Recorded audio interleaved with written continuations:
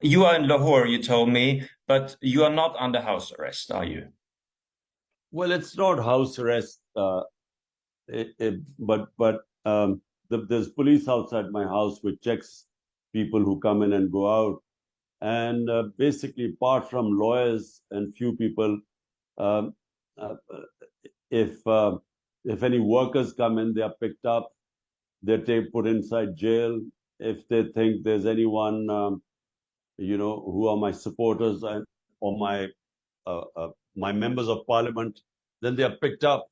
So therefore, only lawyers come to see me, Hmm. and very few close people are allowed. Otherwise, I'm quite isolated here. Understand. Do you expect to remain free, if we can call this free, or do you expect to be arrested in the near future? Oh, I expect to be arrested. There are over 170 cases, and every day there's some new case that they come up with. Bear in mind that at the age of 70, I didn't have one criminal case. And in the last few months, I have over 170 and growing. I mean, the number is increasing.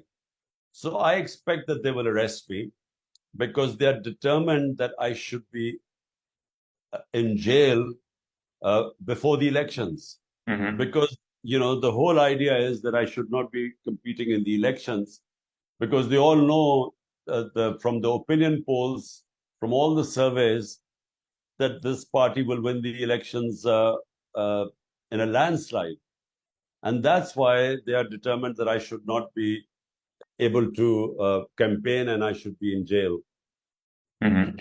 When you say they, can you name the people or the organizations? Well, it's the people in power. The power. They are the 12 parties coalition government, but they are backed by the establishment, the military establishment. Mhm. The last time you were arrested, there was civil unrest, basically. Your supporters were attacking the general headquarters. Do you think this would happen again if you are arrested? Well, the last time what happened was that they illegally abducted me. It wasn't an arrest because, as the Supreme Court ruled, it was illegal. It was Mhm. unlawful, my arrest. So that's why I was released. But and so it was the way they arrested me. I mean, abducted me. I mean, they beat up. It was a commando action. Why couldn't the police have come in and arrested me? Why did they need commandos? Then they beat up everyone. They beat up the lawyers. I was sitting inside they beat up the staff of the High Court. Mhm. And the way they took me as some sort of a terrorist, that was what caused a big reaction. But we claim that the arson that took place, the burning of a few buildings, that had nothing to do with us. Mhm. We believe that it was all a plan. They were few because for 27 years, my party has never been involved in arson or in this sort of violence. In Mhm. fact, when I was shot, when 11 of my other people had bullet wounds, even then there was no violence. There was demonstrations, but there was no violence. So we believe that this was planned to dismantle our party. This Mhm. was a pre-planned thing. That the way they abducted me, they knew there would be a reaction, and they had planned to sort of set fire to certain buildings and then use it to do the biggest crackdown in our history. 10,000 of my workers in 48 hours were put into jail. So that couldn't have been done unless it was planned before. You can't Mhm. just arrest 10,000 people unless you already had the addresses and numbers and people. So it was all a planned operation. Mhm. Will the All elections be held in October? They will only be held in October if they think that my party cannot compete, that it's weakened enough that that it cannot compete in the elections. That's the only way they will hold the elections, because they will not take a chance. The people, the establishment who removed me, does not want to see me back in power. So they will do everything to ensure that elections will only be held when they think that we are no longer able to win the elections. Mhm. In case you cannot participate in the elections or your party cannot participate, What will you call for then? No, I think, it's not possible for them to ban the party. I mean, they are definitely going to put me in jail, but they're not going to ban the party. So I feel that in that time, uh, uh, unless they rig the elections, to the point that they make hold the exercise a joke, unless they sort of make a farce of the elections, uh, it will be impossible for them to stop our party from winning, even if I'm in jail. Mhm.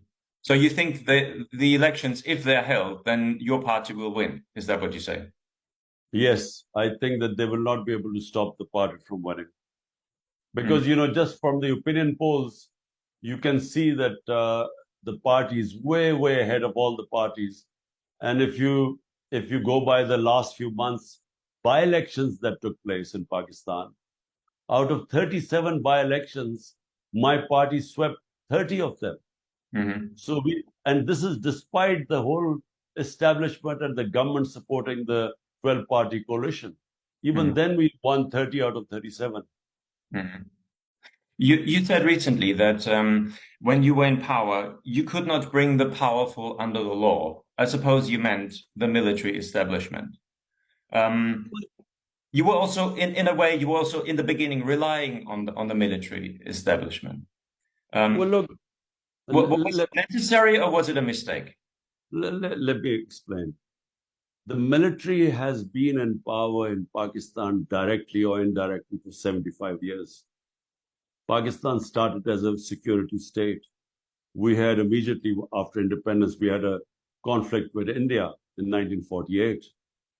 And so the reliance on military was always, uh, it was ingrained in our society that, we could not go without the military.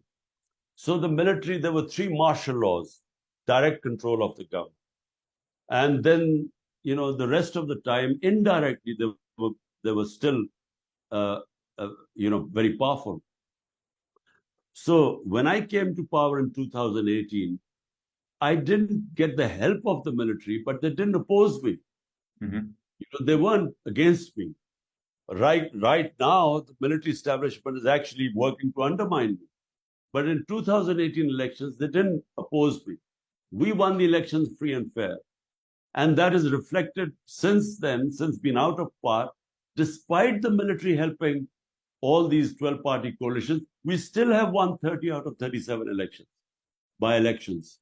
So therefore, in a sense, the army didn't oppose me. But next question is, the role of the military. I think as time has passed, the countries the country must evolve. And it must evolve to a point where you cannot have a situation where an elected prime minister has the responsibility to run the country. And yet he doesn't have the authority. The authority and responsibility in any management system must be in one place. If you separate the two, it's not possible. So in my case, I, as long as there was no, whatever I was doing, the army was not concerned. In fact, it went very well, and the army actually helped me in certain areas. In the COVID-19, they provided us great logistics, and we were very successful in dealing with it. But when I wanted to bring the powerful under the law, it's not just that the some of the military personnel think they are above law. It is also these two political mafias, two families which have ruled us for 30 years. They also are above law. So what happens is that when you have powerful above law, uh, the country becomes a banana republic. You Mhm. can only, the difference between rich and poor countries, elites, is that the rich countries have rule of law and the poor countries don't have rule of law. The powerful are above law in the poor countries. So you have the ruling elites of the developing world robbing the countries, plundering the money of the poor countries and putting them on offshore accounts and in Western capitals. And the poor countries are getting poorer and the rich countries are getting richer. which is why you